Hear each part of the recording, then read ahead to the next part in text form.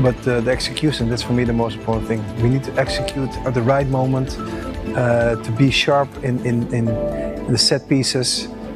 Memanfaatkan peluang sebaik mungkin sepanjang laga menjadi perhatian Kluivert saat menghadapi Arab Saudi maupun Irak, saudara. Kluivert juga memberi perhatian soal ketajaman timnas dalam memanfaatkan peluang, termasuk menyiapkan skema tendangan bebas untuk menciptakan gol ke gawang lawan.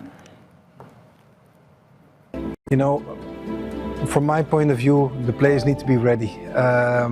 We know that we are representing a country, a very big country of football. So roughly we know, of course, that we want what we want to do, but the execution, that's for me the most important thing. We need to execute at the right moment, to be sharp in the set pieces, knowing what we want to do and achieve a good result. Kurang dari 3 hari, saudara, timnas Indonesia akan melakoni laga hidup mati melawan Arab Saudi. Soal kesiapan timnas dan apa taktik pelatih, kami bahas bersama dengan analis sepak bola Wesley Hutagalung yang telah bergabung bersama kami di Kompas Petang. Selamat sore, Bung Wesley. Sore, Bang Esir. Ini faktor fisik dan juga pemain dengan jeda waktu yang dimiliki oleh saat ini dimiliki oleh timnas Indonesia. Bagaimana Anda menganalisis soal ini? Iya, tidak semua pemain berkumpul ya hingga saat ini. Tanggal 6 mungkin baru kumpul semua. Hari ini pun 2 pemain kita yang main di Liga Bangkok, Teddy Walsh dan Ken Patinama masih bermain. Kemudian 9 pemain lagi baru meninggalkan negaranya hari ini ya, termasuk Martin Paes, Justin Hubner kemarin juga bermain. Jadi waktu berkumpul benar-benar mepet. Jadi kalau kata Peter Kluivert tinggal eksekusi. Nah, tergantung profesionalitas pemain kita nih. Karena waktu berkumpul membangun chemistry tidak ada. Kembali ke profesionalitas pemain semua. Bagaimana mereka saling mengerti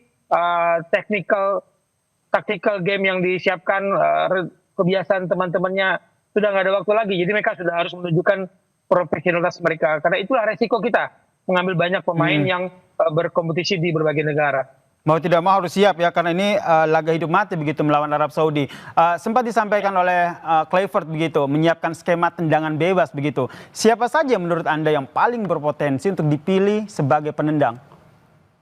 Kalau tendangan bebas kan kita tahu ya, sejumlah pemain kita termasuk yang di liga lokal pun masih bisa bermain. Kalau saya lihat profesor kita bisa mengambil tendangan bebas meskipun belum terlihat nih ketika dia bermain di Persib Bandung. Tapi kalau saya sih Bang Yasir bukan mengandalkan tendangan bebas. Tapi bagi saya kita mengandalkan serangan balik karena itu kekuatan kita, kecepatan kita. Kalau tendangan bebas, kalau free kick, pemain-pemain lawan juga punya postur tubuh yang nggak kalah jauh dari kita. Kalau mengandalkan serangan balik, apakah taktik ini juga bisa jadi salah satu kunci begitu untuk menaklukkan Arab Saudi nanti? Ya, kita sudah melakukannya 2 kali di putaran ketiga. 0-1 di Arab Saudi dan 2-0 di GBK.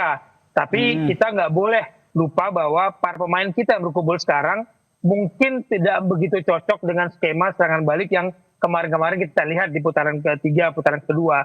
Tapi kan kita masih punya kemampuan untuk melakukan itu sebagai pembeda di babak kedua nanti. Mungkin babak pertama asal jangan kebobolan.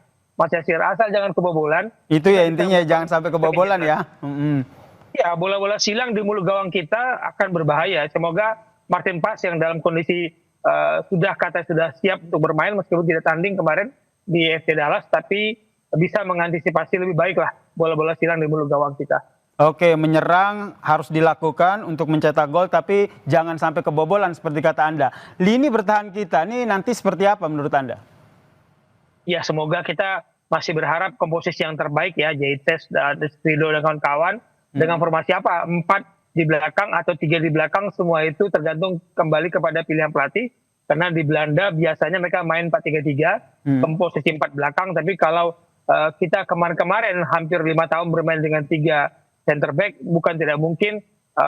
Itulah yang tadi saya katakan, profesionalitas para pemain ditunjukkan di pertandingan kali ini karena waktu mepet. Kalaupun skemanya berganti, komposisi berganti, mereka tidak boleh dijadikan alasan bahwa nanti hasilnya tidak baik. Karena aspek teknis dan non-teknis ini sangat mempengaruhi, Mas Yasir. Ini non-teknis juga siap-siap saja berpengaruh kepada situasi di lapangan nanti. Oke, tentu saja kita harapkan Indonesia bisa menaklukkan Arab Saudi ya di laga hidup mati ini ya. Amin. Doa kita bersama, doa seluruh rakyat Indonesia.